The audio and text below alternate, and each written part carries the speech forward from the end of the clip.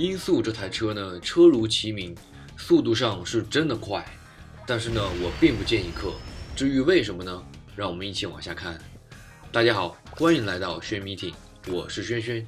本期影片呢，我将全面评测一下这台音速，我将分为5个方面来进行分析。对比车型呢是魔光骑士。首先来看性能方面，在无升级、无徽章、无飞宠等等一切都卸掉的状态下呢，音速平跑最高速是192.7，魔光则是192.5，比音速慢了0.2。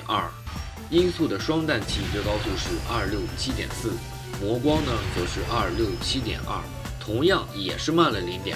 音速的漂移速度值是146.4，魔光呢则是147.0，整整呢比音速多了0.4。结合它们的原数据来分析，音速的直线上确实要高于魔光，但是也没有快到很离谱。而在弯道和集气方面呢，魔光更胜一筹，而且还领先不少。再来看建模，要说哪个帅，我个人认为是魔光，因为音速怎么看怎么像个大浴缸。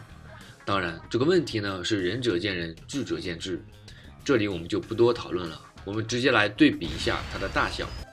可以看得出来，在长宽上都比魔光小一点，所以说在贴边呢比魔光有一定的优势。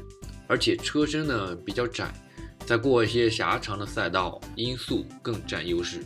这台车一上手的感觉挺像魔光，也是比较灵活、比较滑的一台车，需要一定的控车技巧。大约呢是介于冰蓝和魔光之间，更接近于魔光一些。但是综合手感呢很奇怪，我个人感觉很不好，可能是因为太快的速度以及太弱的集气和弯道表现，导致这台车综合表现其实很差，限制了这辆车的发挥。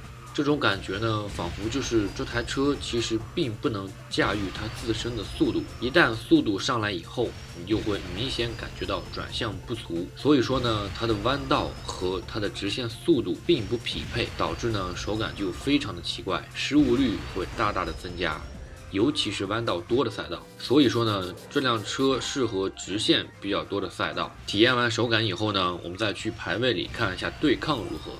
通过一天的排位呢，这台车的对抗还算优秀，但是比起魔光呢，要差那么一点点。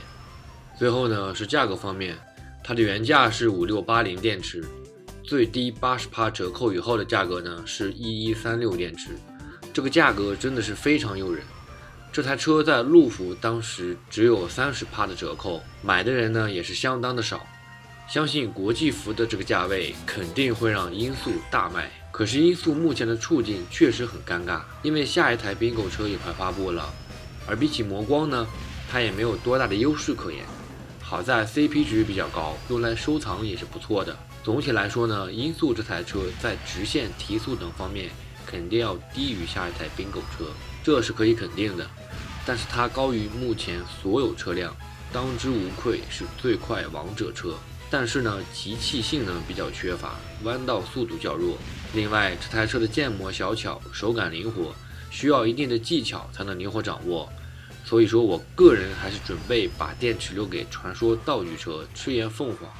你们如果电池宽裕的话，可以买音速来体验一下，毕竟也就1000多电池，也不是很贵。以上测评呢，仅代表我个人观点。有消息透露，赤焰凤凰会在本月27日发布，那就让我们拭目以待吧。下期影片我将带来这台车的全面测评。